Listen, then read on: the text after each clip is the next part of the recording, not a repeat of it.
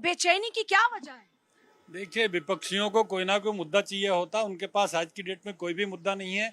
Bharatiya Janata party ने पूरे देश में अमन चैन ला दिया है। जिस तरह से धारा 370 को हटाया गया है, तब से जम्मू कश्मीर में आज तक एक भी दंगा नहीं हुआ है, एक भी पत्थरबाजी नहीं हुई है, साफ सुथरा हो गया है। पहले जम्मू कश्मीर में क्या था कि वहाँ का कोई भी आदमी कहीं भी जा सकता था, लेकिन अपनी जमीन जायदाद कुछ भी नहीं बेच सकता था और उसका खरीदार कोई भी नहीं जा सकता था वहाँ पर।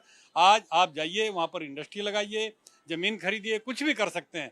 तो जब से भारतीय जनता पार्टी ने धारा 370 हटाई है, जम्मू कश्मीर की सूरत बदल गई है, जम्मू कश्मीर पर शांति हो गई है, जम्मू कश्मीर एकदम बहुत अच्छा बन गया है।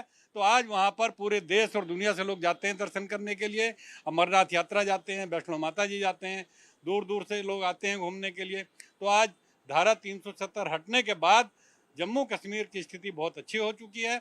सब लोग वहाँ जा सकते हैं और शांत प्रिय तरीके से सब लोग जा रहे हैं। वहाँ पर आज इतने बड़े उद्योग लग चुके हैं, बहुत लोगों को रोजगार मिला है, जबकि लोग वहाँ से पलायन कर चुके थे। सारे पंडित वहाँ से पलायन कर गए थे, सारे दूसरे लोग वहाँ से पलायन कर गए थे। आज जम्मू कश्मीर में बहुत शांत प्रिय जनता रह रही है, उद्योग लग रहे हैं, सारे कारोबार चल रहे हैं। तो इसके लिए बहुत जरूरी था धारा 370 को हटाना। ना दो निशान ना दो विधान और सुकून शांति, फिर पेट में दर्द किस बात का? देखिए, ये तो विपक्ष को सोचना चाहिए कि वो हर राष्ट्रवादी मुद्दे पे इस तरह के मुद्दों पे विरोध करता आया है विपक्ष। और जिस तरह से 370 ये आर्टिकल हटा है, तब से पूरे भारत में समानता का अधिकार मिला है और वहाँ पे शिक्षा का अधिकार और भूमि खरीदने और बेचने का अधिकार, संपत्ति का अधिकार, सभी अधिकार सभी को समान रूप से मिले हैं। और जो कि पूरे भारत के देश के लोगों का अधिकार था, वो उन्हें मिला। और विपक्ष तो इस तरह के मुद्दों को खोजता है, क्योंकि विपक्ष के पास में अब कुछ नहीं रह गया है। अब राष्ट्रवादी मुद्दों पे हम ये सरकार काम कर रही है। लेकिन यहाँ मैं कहना चाहता हूँ, चूंकि मैं श्री राजपूत करनी सेना का प्रदेश अध्यक्ष ठाकुर धीरज सिंह हूँ, तो मैं एक बात जरूर कहना चाहता हूँ। जिस तरह से वहाँ पे लोगों को समान अधिकार देने का सरकार ने काम किया है, तो हमारे यहाँ पे एक मांग है कि ये रिजर्वेशन और यूजीसी जिस तरह से मुद्दे हैं, ये भी हटाए जाने चाहिए। रिजर्वेशन हटाया जाना चाहिए ताकि सबको समान अधिकार मिले। मैं ये नहीं कहता कि रिजर्वेशन खत्म कर देना चाहिए, बिल्कुल खत्म नहीं करना चाहिए, लेकिन इसमें संशोधन किया जाना चाहिए और आर्थिक रूप से इसको अलाउ करना चाहिए। आज के मुद्दे पर आ जाओ, पेट में दर्द की वजह क्या है? अब ये तो इनके राजनीति करने की केवल राजनीति है। उद्देश्य जो है पेट में दर्द केवल राजनीति करना है। चूंकि लोगों के पास में कोई वजह नहीं रह गई है। विकास, जहां तक मेरा विचार है, व्यक्तिगत भी विचार है, अच्छा चल रहा है विकास। और राष्ट्रहित में फैसले लिए जा रहे हैं। राष्ट्रहित में फैसला था, फिर दर्द किसको हो रहा है? देखिए पूजा जी, दो शब्दों में बताना चाहूंगा। आप भी शेरो शायरी करने लगे? नहीं, मैं तो शुरू से करता रहा हूँ, आप पहली बार सुन रहे हैं। तो मेरा ध्यान पहली बार गया आपकी शेरो शायरी पे। वो जीत के भी रोने लगे फूट फूट कर। क्या बात? वो जीत के भी रोने लगे फूट फूट कर, मैं अपनी हार को मनाता चला गया। अगर खिलाफ है तो होने दो, जान थोड़ी है। अगर खिलाफ है तो होने दो, जान थोड़ी है।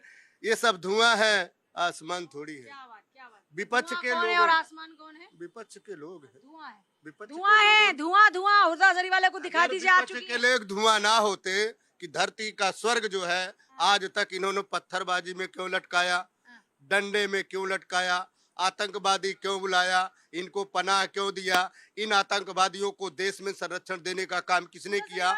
जो देश को तोड़ने का काम करता था, उसको इस देश के प्रधानमंत्री अपने यहाँ गले में लगाने का काम करते थे। ये कौन करता था? ये विपक्ष करता था। विपक्ष ने मुसलमान को केवल इस्तेमाल करने का काम किया, केवल वोट बैंक बना करके उनको मुर्गा बना करके तड़का लगाने का काम किया। लेकिन विपक्ष ने कभी मुसलमानों के बच्चों को शिक्षा, रोजगार, दवाई पे कभी ध्यान देने का काम नहीं किया। यही कारण है कि मोदी सरकार, एनडीए गठबंधन सरकार में आज की समय में मुसलमान जो बच्चे पढ़े लिखे, आपने 2025 की अगर तुलना करें तो कितने बच्चों ने, 51 बच्चों ने आईएएस बीट करने का काम किया। अभी 2026 में 53 बच्चों ने आईएएस बीट करने का काम किया। पिछली सरकारों में क्यों नहीं करते थे? पिछली सरकारों में मुसलमानों के एक हाथ में पत्थर होता था, दूसरे हाथ में डंडा होता था, वो जनता को भ्रमित करने का काम करते थे, शिक्षा रोजगार दवाई से उनको महरूम करने का काम करते थे।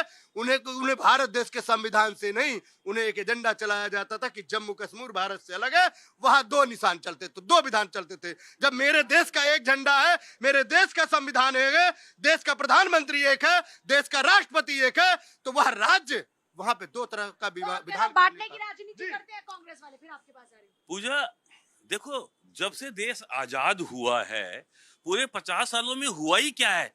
राजनीति का ध्रुवीकरण अनफॉर्चुनेटली हमेशा जातियों के हिसाब से ही हुआ है। निश्चित रूप से बांटने की राजनीति ना केवल राष्ट्रीय राजनीति के स्तर पे है, बल्कि प्रादेशिक स्तर पे भी है। मैं आपको एक बात बताना चाहता हूं, विपक्ष ये बोल रहा है कि धारा 370 वापस लगाओ। क्या मेरे भारतीय सेना के जवान पत्थर खाने के लिए हैं?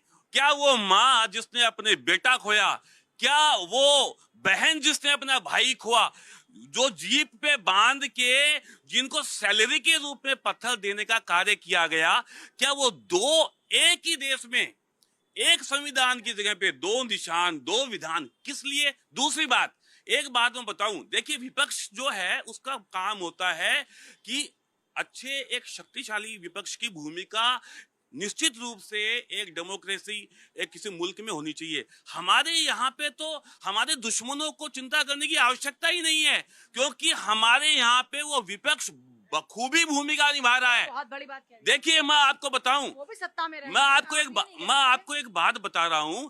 आज अगर विपक्ष कोई मुद्दा लेके आता है, आज हमारे युवाओं ने आक्रोश था, बात सही थी, हम साथ में खड़े थे, लेकिन सवाल ये है कि वो हर बात के ऊपर राष्ट्रहित सर्वोपरि होना चाहिए, चाहे इस देश का वो कोई भी जाति का कोई भी व्यक्ति हो। धर्म एक है, वो है राष्ट्र धर्म। और अगर उससे इतर कोई बात होती है, अगर हमारी सेना को सबूत मांगे जाते हैं, अगर हमारे देश को तोड़ने की साजिश रची जाती है, अगर हमारे जवानों पे पत्थर फेंकने के लिए नियम वापस लाया जाता है, तो धिक्कार है ऐसे विपक्ष को। मैं ऐसे विपक्ष की तुलना हमारे शत्रुओं से भी बदतर रूप में करना चाहूंगा। क्या है जिसका? देखिए, मेरे भाई ने शायरी से स्टार्ट करी ये बात, तो मैं भी एक शेर से ही स्टार्ट करूंगी। तमाम पैनलिस्ट को वैसे तो आदाब, जय हिंद।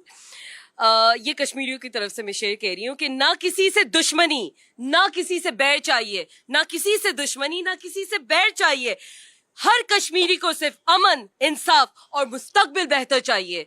अगर कश्मीरियों की बात कश्मीरी ना करे, अब आपने कहा कि अमन चाहिए, अच्छा मुस्तकबिल चाहिए, बिल्कुल। मतलब सब विकास अच्छा होना चाहिए, Absolutely। उनको सुकून, तो वो बिल्कुल। सब तो मिल रहा है उनको। कश्मीर का क्यों चाहिए? तो कश्मीर का फैसला दिल्ली में बैठ के नहीं हो सकता। कश्मीर को पूरे देश का फैसला दिल्ली में बैठ के कश्मीर के अंदर, कश्मीर अलग है क्या? कश्मीर के तो कश्मीर अलग है।